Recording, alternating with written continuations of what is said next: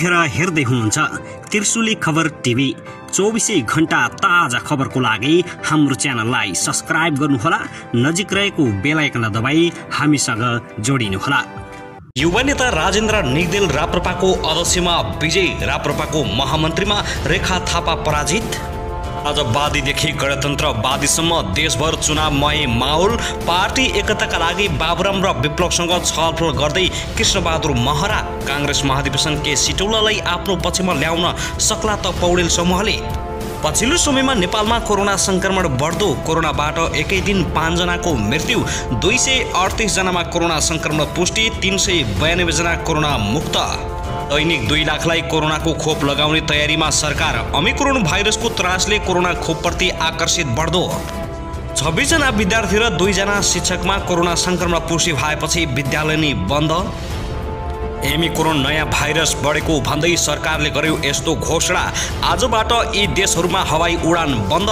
कुन कुन देशको लागि हवाई उडान बन्द भए त सम्पूर्ण जानकारी। नेपालमा पनि कोरोना संक्रमण बढ्दै गएको भन्दै सरकारले गर्यो लकडाउनको संकेत। र भारतमा नयाँ कोरोना फैलिएसँगै नेपाल आउनेहरूको चाप। सेवा नाकामा गरियो कडाई। यस्ता नियम लागू। भारतबाट आउनेलाई 15 दिन क्वारेन्टाइनमा राख्ने अनिवार्य निर्णय। अब हेर्नुहोस् पुरा समाचार।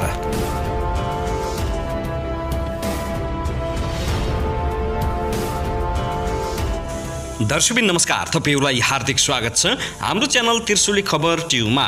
यदि हाम्रो च्यानललाई अहिलेसम्म सब्स्क्राइब गर्नु भएको छैन भने सब्स्क्राइब गरी नजिक रहेको बेल आइकन दबाई हामीसँग जोडिनुहोला।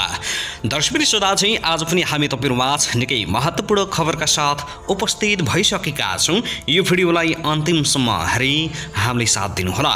दर्शकबिन हाम्रो मेहनतको लागि एउटा सानो लाइक गर्न भनी नभुल्नुहोला। कहाँदेखि हेर्दै हुनुहुन्छ, कुन देशबाट हेर्दै हुनुहुन्छ, आफ्नो मनमा लागेका प्रतिक्रियाहरू अवश्य पनि राख्न नभुल्नुहोला। पछिल्लो समयमा नयाँ कोरोना भाइरस फैलिन थालेको भन्दै सरकारले लकडाउनको संकेत गरेको छ। के कोरोनाको समाधान लकडाउन हो त? यदि हो भने लकडाउन गर्नुपर्छ लेख्नुहोला, यदि होइन भने अरू प्रावधान अपनाउनुपर्छ पक्कै पनि लेख्नुहोला। दर्शकबिन अब लागौं पहिलो खबरतर्फ। राप्रपाको महाधिवेशनमा निकै चासोका साथ हेरिएकी अभिनेत्री रेखा थापा महामन्त्रीमा पराजित भएकी छिन्। उनी कुन्ती शाहीसँग पराजित भएकी हुन्। कुन्ती 2008 मत प्राप्त गर्दै महामन्त्रीमा विजय भएकी छिन्। रेखाले 1640 मत पाएकी छिन्। राप्रपाको एकता महाधिवेशनमा 2 जनाबीचको प्रतिस्पर्धालाई निकै रोचक तरिकाले हेरिएको थियो। कुन्ती कमल थापाको प्यानलबाट निर्वाचित भएकी हुन्। अध्यक्षमा विजय भएका राजेन्द्र निगदेलको पक्षबाट महामन्त्रीकी उम्मेदवार बनेकी रेखा 368 मतान्तरले पराजित भएकी छिन्। निर्वाचन अघि दुवैले एकअर्कामाथि व्यक्तिगत आक्षेप लगाउँदै आएका थिए। कुन्तीले राजनीतिक गर्न, फिल्म खेल्न जस्तो सजिलो नभएको भन्दै चलचित्र क्षेत्रमै फर्किन सुझाव समेत दिएकी थिइन्। रेखाले पनि आफूले वैशाखमा अर्को चलचित्र निर्माण गर्न लागेको र त्यसमा आमाको भूमिका दिने भन्दै कुन्तीलाई जवाफ फर्काएकी थिइन्। त्यस्तै राष्ट्रिय प्रजातन्त्र पार्टी राप्रपाको अध्यक्षमा राजेन्द्र निगदेल विजयी भएका छन्। अध्यक्षका अर्का प्रत्याशी कमल थापालाई 227 मतान्तरले पराजित गर्दै लिङदेल राप्रपाको अध्यक्षमा विजयी भएका हुन्। लिङदेल 1844 मतका साथै विजयी भएका छन् भने थापाले 1617 मत मात्रै पाएका छन्। 431 मत बद्र भएको छ। जम्मा 3892 जम्मा मत खसेको थियो। 217 मतान्तरले लिङदेलले अध्यक्षमा बाजी मारेका छन्। दर्शकबिन त्यसैगरी नेपाल सरकारले दैनिक 2 लाख जनालाई कोरोना भाइरस विरुद्धको खोप लगाउने तयारी गरेको छ। यस सम्बन्धी तयारी पूरा गरेको सरकारले जनाएको छ भने यसका लागि आवश्यक खोप केन्द्र र जनशक्तिको व्यवस्था गरिसकेको स्वास्थ्य तथा जनसङ्ख्या मन्त्रालयले जनाएको छ। मन्त्रालयले विदेशबाट नियमित खोप आउन थालेपछि खोप आवश्यक पर्ने सबैलाई लगाउने जनाएको हो। मन्त्री परिषदको यही मङ्सिर 13 गते बसेको बैठकले सबै नागरिकलाई निशुल्क रूपमा खोप कोभिड-19 को उपलब्ध गराउने निर्णय गरेको थियो। मन्त्रालयका सहप्रवक्ता डा समीर कुमार अधिकारीले दैनिक 2 लाख जनालाई खोप लगाउने तयारी आवश्यक सबै तयारी पूरा भएको जानकारी दिएका छन्। अहिले पनि करिब 2 लाख जनाका हाराहारीमा खोप लगाइरहेका छौं। उनले भने खोप लगाउन आएका कोहीलाई पनि खोप नलगाइकन फर्काएका छैनौं। खोप केन्द्रमा आएका छन्, सबैलाई खोप लगाएका छौं। उनका अनुसार मन्त्रालयले जनताको घर दैलोसम्म खोप पुर्याउनका लागि सम्बन्धित जिल्लाका स्वास्थ्य कार्यालयलाई निर्देशन दिइसकेको छ। हामीसँग प्रशस्त मात्रामा खोप रहेको छ। अहिले पनि नियमित खोप आइरहेका छन्। सहप्रवक्ता डा अधिकारीले भने खोप लगाउन कोही पनि नछुट्नु भनेर जनताको घरतलुसम्म खोप लगाउने अभियान सञ्चालन गर्न सम्बन्धी जिल्लाका खोप केन्द्रलाई निर्देशन दिइसकेका छौँ। उनले सर्वसाधारणमा कोभिड-19 विरुद्धको खोप पुर्याउनका लागि नियमित सञ्चालन हुने खोप केन्द्रबाट नै खोप लगाइने बताएका छन्। उनले स्वास्थ्यकर्मी, कर्मचारी र अग्रपन्थीमा काम गर्नेले खोप लगाइसकेको भन्दै अब स्थानीय तहमा पुगेर नै खोप लगाउन छुटेका व्यक्तिलाई खोप लगाइने जानकारी दिएका छन्। दर्शकबिन त्यसैगरी पछिल्लो 24 घण्टामा 238 जनामा कोरोना संक्रमण पुष्टि भएको छ। देशभर गरिएको 5295 पीसीआर र 1502 जनाको एन्टिजेन परीक्षणका क्रममा 238 जनामा संक्रमण पुष्टि भएको स्वास्थ्य तथा जनसङ्ख्या मन्त्रालयले जानकारी दिएको छ। यो सँगै कुल संक्रमितको संख्या 8,22,392 जना पुगेको छ। कुल संक्रमित मध्ये 6,744 जना सक्रिय संक्रमित रहेका छन्।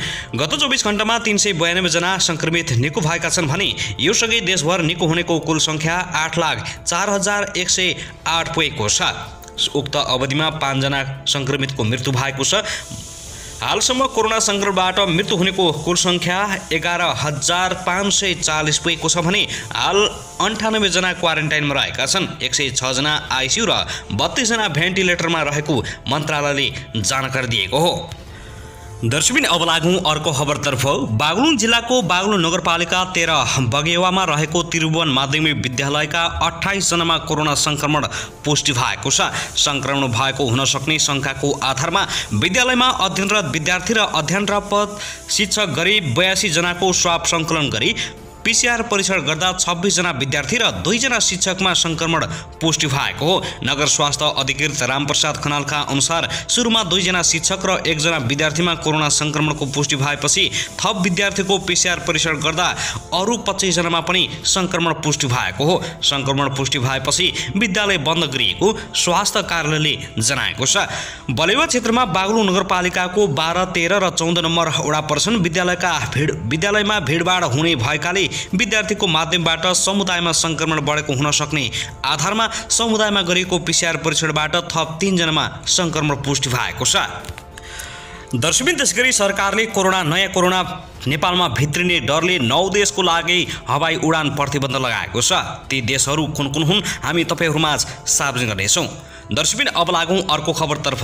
रोजगारीका लागि देश बाहिर गएका 423 जना नेपाली विदेशका जेलमा थुनिएका छन्। रोजगारीका लागि विदेश जाने नेपालीलाई गन्तव्य मुलुकको नीति तथा कानुनको जानकारी नहुँदा विभिन्न कसुरमा जेल पर्ने गरेको वैदेशिक रोजगार बोर्डले जानकारी दिएको छ। वैदेशिक रोजगार बोर्डका सूचना अधिकारी दिनबन्धु सुवेदीका अनुसार विभिन्न श्रम गन्तव्य देशमा गरी 423 जना जेलमा रहेका छन्। 545 जना नेपालीले जेल जीवन बिताइरहेका थिए। बिना कसुर जेलमा परेकालाई नियोगको सिफारिसका आधारमा 122 जनाको उद्धार गरिएको बोर्डले जानकारी दिएको छ।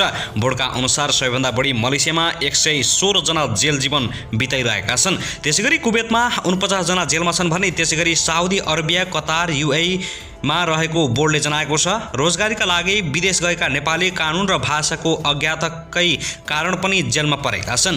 कतिपय भने गैर कानुनी क्रियाकलाप गर्नाले पनि जेल पर्ने गरेका छन्। त्यस्तै झैझगडा, मदिरा सेवन, सडक दुर्घटना, रोजगारदाता विदेशको नियम पालना नगर्दा ज्यान मार्ने जस्ता अभियोगमा जेल पर्ने गरेका छन्। खाडी देश र मलेसिया पुगेका नेपाली कामदार भने अन्य देशका नागरिकसँग झगडा गरेका कारण जेल पर्ने गरेको नियोगहरूले बताउँदै आएको छ। सरकारसँग खाडी देश र मलेसियाका जेलमा रहेका नेपालीको मात्र तथ्याङ्क छ। युरोपेली देशमा कति नेपाली कामदार जेलमा छन् भन्ने तथ्याङ्क नभएको बोर्डले बताएको छ। सामान्य गल्तीका कारण जेल पर्ने भएकाले जेलमुक्त हुने संख्या घटबड भइरहने सूचना अधिकारी सुवेदीले बताएका छन्। वैदेशिक रोजगारीको सिलसिलामा विदेशमा रहेका अपराधजन्य गतिविधिमा सहभागी नभए पनि बिना कसुर जेल जीवन भोग्न बाध्य नेपालीलाई सरकारले कानुनी सहायता गर्दै आएको छ। विदेशी जेलमा रहेका र अन्य कानुनी सहायता गर्नुपर्नेलाई व्यक्तिगत 15 लाख रुपियाँ सहायता उपलब्ध गराउने वैदेशिक रोजगार बोर्डका निर्देशक राजन प्रसाद श्रेष्ठले बताएका छन्। भाषा नजानेकै कारण कैयौं नेपालीले विदेशमा अनाहकमा दुःख पाइरहेका छन्। दर्शकबिन त्यसैगरी यता भने प्रमुख प्रतिपक्षी दल नेकपा एमालेका अध्यक्ष केपी शर्मा ओलीले आफ्नो पार्टी सरकारमा आउन 1 वर्ष पनि पर्खनु नपर्ने बताएका छन्। पूर्व प्रधानमन्त्री समेत रहेका अध्यक्ष केपी शर्मा ओलीले ढिलोमा पनि 1 वर्षभित्र मुलुकमा निर्वाचन हुने र त्यसपछि आफ्नो पार्टीले सरकार बनाउने दाबी गरेका हुन्। शनिबार काठमाडौँमा आयोजित एक कार्यक्रममा बोल्दै उनले आफ्नो पार्टी नेतृत्वको सरकार बनेपछि मुलुकमा पुनर्निर्माण र नवनिर्माणको काम तीव्रताका साथ अघि बढाउने आश्वासन समेत दिएका छन्। अध्यक्ष ओलीले सम्पादकहरूको पुनर्निर्माण, राजमार्ग लगायत पूर्वाधारको निर्माण कार्य देख्न नसक्नेहरूले आफूलाई सरकारबाट हटाएको पनि दोहोऱ्याएका छन्। उनले अब मुलुकको विकास र समृद्धिको अभियानलाई निरन्तरता दिन नेकपा एमालेलाई आगामी निर्वाचनमा विजयी गराउनुपर्ने बताएका छन्। अध्यक्ष ओलीले मुलुक निर्माण गर्ने साझा उद्देश्य प्राप्तिका लागि आफ्नो पार्टीमा आउन अन्य पार्टीका कार्यकर्ताहरूलाई आह्वान समेत गरेका छन्। उनले भने चुनाव हुन अब बेसरी ढिला भयो भने 1 वर्ष हो, चुनाव भएपछि मैले भनिरहनु पर्ला जस्तो लाग्दैन। अब कसको सरकार बन्छ त्यसपछि हामी पुनर्निर्माण र नवनिर्माणको कामहरू अगाडि बढाउँछौँ। उनले अगाडि भने अब बन्ने सरकार हिजो जस्तो उसलाई तानेर जोडेर योसँग सहकार्य गरेर यसको बैशाखी टेकेर यसलाई मिलाएर बनेको हुँदैन र सजिलै खुस्किनेवाला पनि हुँदैन। अध्यक्ष ओलीले आफूले सरकारमा रहेर केही काम गर्न नडबोल जोड्ने काम गरे पनि अरू कसैले फुस्काइदिएको उल्लेख गर्दै अब त्यस्तो नहुने गरी नेपाली जनताले आफ्नो पार्टीलाई मत दिनुपर्ने बताएका छन्।